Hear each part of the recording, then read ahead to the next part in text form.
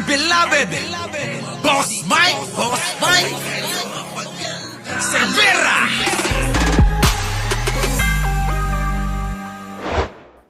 Naman ang hallucination nitong si VP Sara at sinasabi niya isang taon ng galit ang mga Pilipino sa pagkidnap daw at pagkakakulong ng kanyang ama.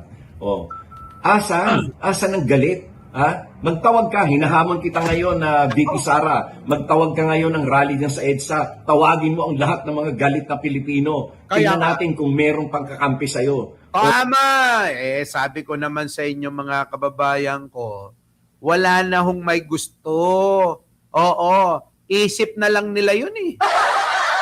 Ano? Isip na lang ng mga makaduterte. Yung pong mga kababayan ko na marami sila eh. Na hindi naman sila makabuo-buo ng marami. Kaya bawat rally, langaw eh. Di ba?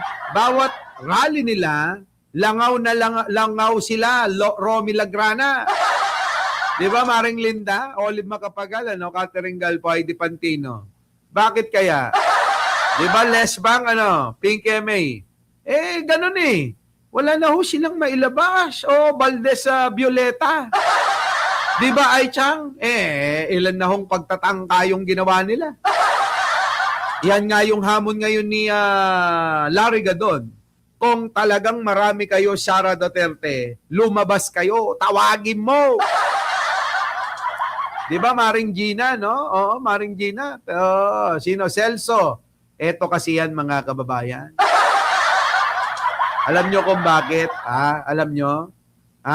Parang si Sara Duterte, parang isang matandang lalaki na isip niya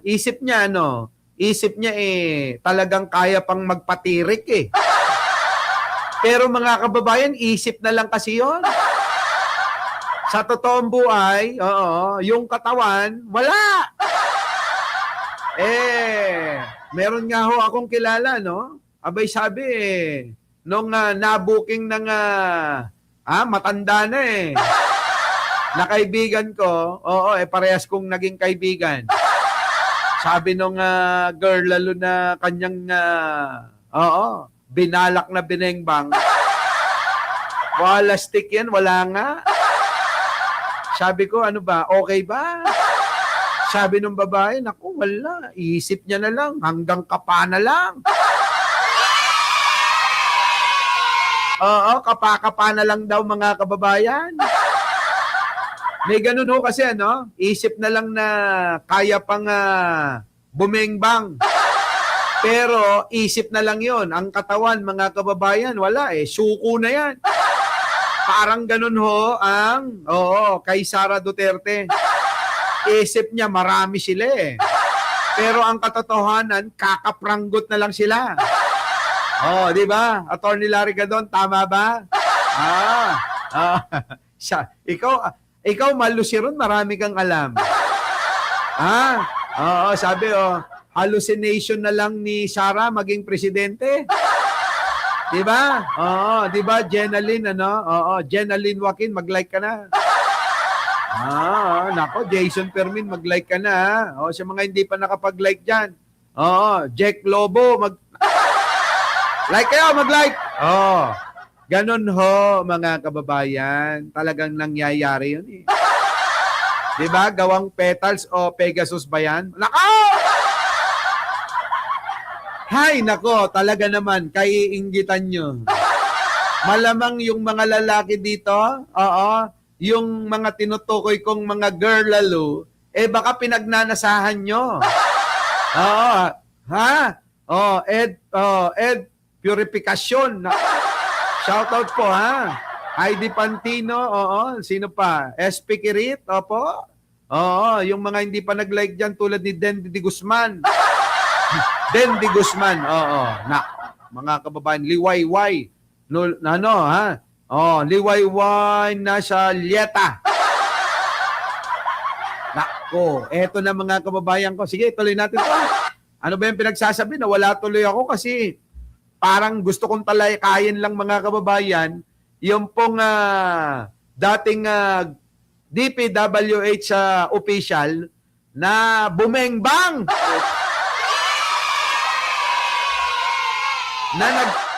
na nag-check-in sa 5-star hotel. Diyan po sa Maynila, mga kababayan ko. Nako, alin pa kaya doon? Malamang madalas yung mga kaibigan natin dyan. Di ba? Oo, sabi rito ni Jane Tayag, si Sarah gumagawa ng kwento na madaming galit na Pilipina. Wow! Dapat lang sa tatay niya yon. Oo, na super yabang. Kala mo magpapatay ng tao siya ng ang anak ko. Nagpapalamon ngayon, pagdusahan ng tatay mo, hayop ka. Sabing ganun, ano? Ha? Yan nga ang problema. Papatay, okay lang. Pananagutan, wala. Di ba, no? Tandaan nyo, ang lahat ng bagay, Sara de Guzman, na inyong ginawa na masama, abay, meron po yung kaakibat na kaparusahan. Kung hindi man kayo mapaparusahan ng batas ng tao, batas ng Diyos ang nag-ahantay sa inyo. Diba? Sige na. Ninitang, mag-like na kayo, ha? Hindi pa kayo nagla-like. Ay, Chang, ilan na ba yung like natin? Si Oye Petisa, hindi pa nagla-like yan, sa totoo lang. No? Si Ihana, Ilono, sino pa? Sa mga hindi pa nag-like dyan, baka pwede, mag-like muna kayo. Juanito Balagtas, mag-like ka muna. Nelgia Malge. Sino pa? Okay na. Si Cheng Adorsa, nandyan na po. Nako. Sige, ito na mga kababayan. Wala at least may kalahati tayo, ay Chang. Sige, pwede na to. Ito na nga mga kababayan ang resback ni Attorney Larry Gadon. Umandar na naman ang hallucination nitong si VP Sara at sinasabi niya isang taon ng galit ang mga Pilipino sa pagkidnap daw at pagkakakulong ng kanyang ama. Oo nga, ewan ko kung sino yung galit na tinutukoy niya, Larry Gadon. Sek, hindi nga rin namin alam kanina na pag-uusapan namin kung sino yung mga galit. Meron bang galit sa inyo, Sil? Baka si Sil yun. Baka si Leonida Victor yun. Kayo ba yun, galit, Mabel Santos? Kayo ba yun? Patricia Laurel. Baka naman kayo, magsalita na kayo, Lina Ramisca. Nako! Tuloy. Asan? Asan ang galit? Magtawag ka, hinahamon kita ngayon na VP Sara. Magtawag ka ngayon ng rally dyan sa EDSA. Sara, ikaw na magtawag para hindi nakakahiya. Kasi yung panawagan ni Bingot at saka ni Lolo Chabit, ni Langaw Binangaw ni Lamok. Baka sakali ikaw na yung magtawag, baka dumating yung sinasabi mong galit na tao. Kasi kami, masaya kaming nakakulong si Digunyo. Tulad din ng saya nyo. Sa totoo lang, masaya din naman ang pamilyang Duterte. Akala nyo ba, Maring Gine, nalulungkot sila Sara? Di totoo yan. Tuwang-tuwa yung magkakapatid na yan. Di ba? Yung si Hanilet, hindi na nga, di ba? Hindi na nga mariringgan.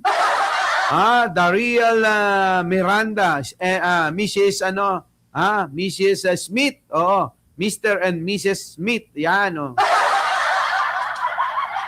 Diba? Sige tuloy. Basta ako, masaya ako nakakulong si Digong, Pagin mo ang lahat ng mga galit na Pilipino. Tingnan natin kung merong pangkakampi sa'yo. Kaya nga, meron pa ba? Meron pa bang galit? Baka si ay malay ko. Baka naman itong mga ito. Sila Jongski, galit na galit. Sige na, magtawag ka ngayon para malaman natin na ang sinasabi mong yan ay isang katang-isip lamang sa'yo. Hallucination sa'yo yan. Galit ang mga Pilipino. Ang mga Pilipino ngayon ay abala sa kanilang araw-araw na pamumuhay. Correct! Abala kami. Wala. Ikaw lang naman ang abala sa pamamasyal.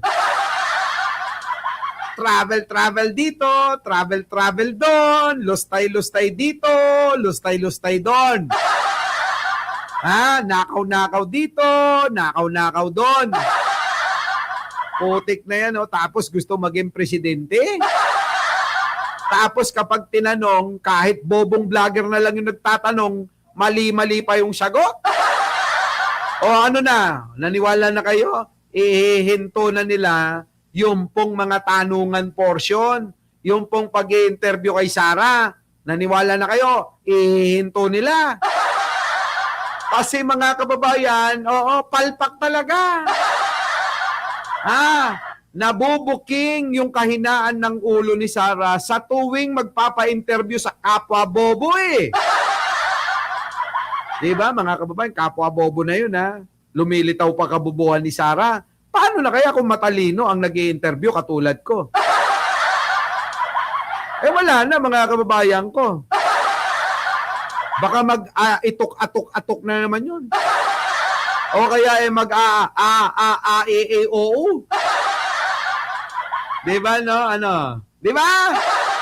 Ito na tuloy. Hindi nila iniintindi yung pagkakulong ng tatay mo. Oo. Hindi naman siya inosente. Oo. Di ba?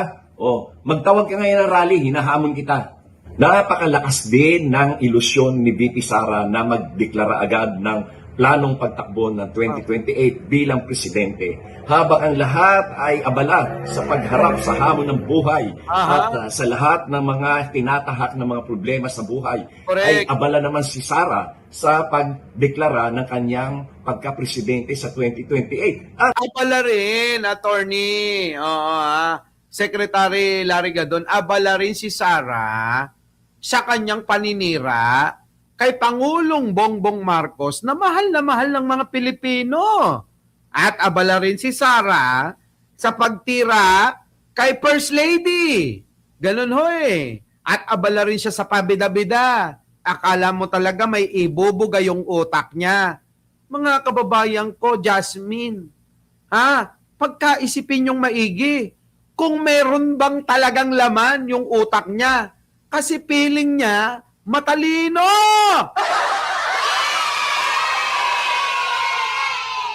Di ba, mga kababayan? Napakataas pa ng kanilang palagay sa kanilang sarili na number 1 daw siya, na siya ang pinakamalakas na kandidato. Asan? Hindi ka iboboto ng mga Marcos loyalists at mga Ilocano sa buong Pilipinas. Ay, oo naman! Lahat ng mga Marcos loyalist hindi iboboto si Sara Duterte. Pagkatatandaan nyo ang mga loyalista, kaya nga loyalista eh. Pag Marcos ang pag-uusapan, ibang usapin yan. Hindi Duterte, mga kababayan.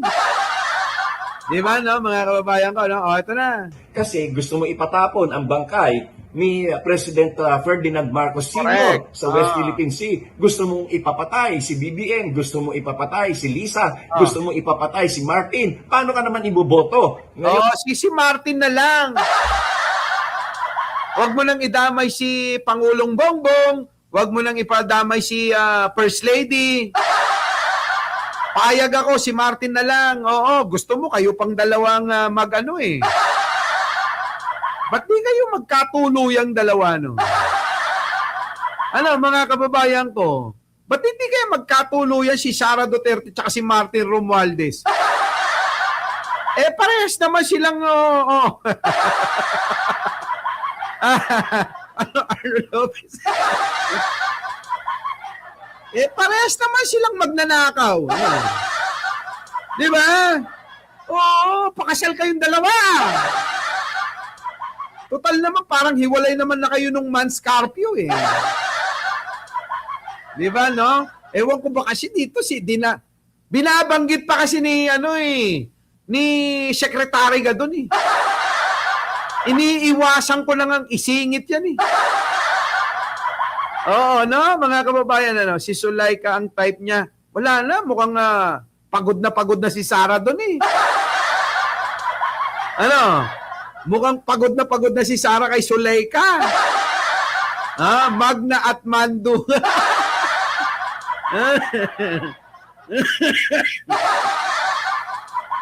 Sorry naman sa mga ano Oo, kapag kaayaw nyo ho yung sinasabi ko, pwede kayong mag-out Kaya lang, hindi nyo malalaman kung sino itong makakali. Makakali na bumengbang daw di umano at nag-check-in ng isang sexy star at saka sexing host. Grabe, no? Sabi ni Lesbang, Boss Mike, ikaw type ni Sarah. Nakaw! Oo, itigil niya na yung pangarap niya. Malabo, mga kababayan. Malayo pa lang, nasusuka na ako eh. Diba, mga kababayan? Siguro, maamampot. Ito na. Tuloy. Ito naman mga dilawan at pinklawan, hindi ka rin nila iboboto sapagkat meron silang kandidatong sarili nila. Andyan si Madam Lenny, andyan si Kiko, andyan si Bam, andyan si Coco Pimentel, andyan si Risa Hontiveros. Bakit ka naman nila iboboto? Ang Philippine politics is divided only to two major camps, Marcos and Aquino. Correct!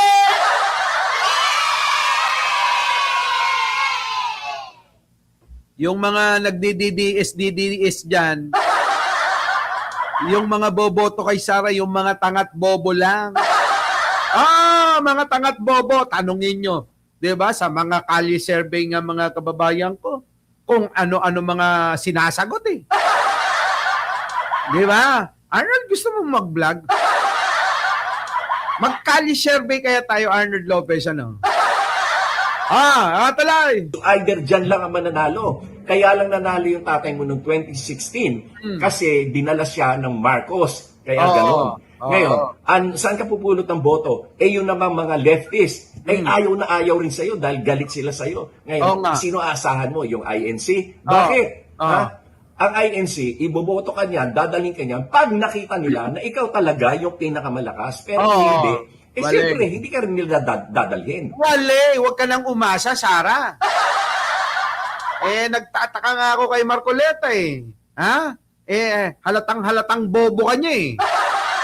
Halatang-halata na ho ni Marcoleta na bobo si Sara, pero bakit hindi nagko-komento siya, no? No, mga kababayan ko, no? Dorothy Parker, sa mga bagong dating, huwag niyong kalimutan na mag-like, mag-share, at mag-subscribe. Richard Yango! Ngayon, yung ibang mga partido, hindi ka rin nila dadalhin sapagkat mas makikianib yan o magko-coalition yan doon sa administration or doon sa opposition. Kasi, siyempre, para meron silang mga kandidato sa kanilang senatorial slate. Correct. Kaya hindi ka pa rin nila dadalhin. Secretary Larry Gadon eh. Alam mo si Sara, feeling lang kasi yan. Para nga yung matanda na feeling niya, titigasan pa siya. Parang yung matanda na feeling niya makakabetyot pa. Yung pala hanggang hawak na lang. Hipo-hipo na lang. Kung hindi pa uubuhin, hindi pa kikislot eh. Parang ganun eh, yung pangunawa ni Sara. Feeling niya lang na mananalo pero wala talaga. Kapag natalo yan, sasabihin niya, dinaya ako kahit milya-milya yung tambak niya. Tama, mga kababayan ko, alias Sanchez. Sigurado ho yan. Kapag mga kababayan, si Sara Duterte, tumakbo at natalo, isa lang ho ang palusot, dinaya na naman yan. Kaya hindi na naman sila titigil yung mga alagad ng mga kulto ni Duterte. Guguluhin na naman nila kung sino man ang manalo na administrasyon. Naniniwala po ba kayo doon, mga kababayan ko? Guguluhin nila yan. Sa Iran ako mag-survey. Mga kababayan, ganun yan. Kahit ho sino manalo, kahit wala na ho si Pangulo, kapag hindi ho Duterte, kampo ni Duterte ang nanalo, abay, manggugulo yan. Wala ho. Hindi ho magbabago yung mga hayop na yan. Basta hindi kapaboran nila, manggugulo, kung ano-ano naman pang-iimbento. Buti na lang mga kababayan ko, ang namumuno na ngayon ng mga terminal, ng mga airport natin ay si Ramon Ang na. Oo, hindi na makalusot yung mga laglag bala nila. Ganun ang mga style na mga yun. Gagawa ho ng mga propaganda. Yung hong laglag bala, propaganda ni Duterte yan. Oo, yung mga droga-droga ko, kay Duterte rin yan. Yung mga sugal-sugal, Duterte yan. Kita nyo, mga illegal, mga kababayan ko. Illegal ni Atong Ang, nakaangkla kay Digong. Illegal ng mga Chekwa na Pogo, nakaangkla kay Digong. Illegal na droga, ayun, nilagay sa magnetic lifter. Kay Digong pa rin eh. Hindi na nga mga kababayan Mariel mga kababayan MJ, mga kababayan hindi maintindihan ng mga bobo, tatanga-tangang mga DDS, Napakadali lang naman isipin. 'Di ba? Bading Crisostomo, Napakadali lang isipin na ganun yung pakana ni Duterte. Mariligutan. Kaya nga Kaya nga kinarma na yung matanda na yun slap chick. 'Di ba? Matalino siya. Sabi din dapat pagmumurahin ni Sara at pagmumurahin si Sara at saka si Marcoleta. Obre, sindikato ni Kibuloy. Yan, isa pa yan si Kibuloy. Kita nyo mga kababayan ko. Magpakilala ba naman na Diyos? Magpakilala ba naman na ang Espiritu Santo ay sumasapi sa katawan niya? Tapos yung mga DDS, naniwala na si Kibuloy ay sinasapian ng Espiritu Santo ng Amang Lumikha.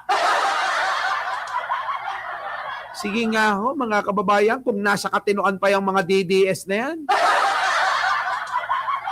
Itanong nyo kay Banat Bay kung totoo yan. Sabihin nyo kay Banat Bay, totoo ba? Sabi ni Boss Mike, na kayo naniniwala kayo kay Kibuloy na siya ang anak ng Diyos. Di ba, Mama Nes, Hindi, pagod nga ako Sa totoo lang, inaantok na nga ako tuloy. Yung sinasabi ninyo na number 1 ka, pinakamalakas ka, napakalaking ilusyon at kasinungalingan yan. Saan ka pupulot ng... Ignorante ka mo. Paano naman hindi magiging ignorante si Sara? Probinsyana. Diba? Managalog, magsalita ng English. Pilit na pilit hindi ko naman sinasabing lahat ng mga probinsyana ganun. Ako, probinsyano Diba? Sabi nga nila, taga-countryside. Ilusyon na lang ni Sara Duterte yan. Boto sa Davao lang. Ilan lang yun. Hindi ka paabot ng 5 milyon.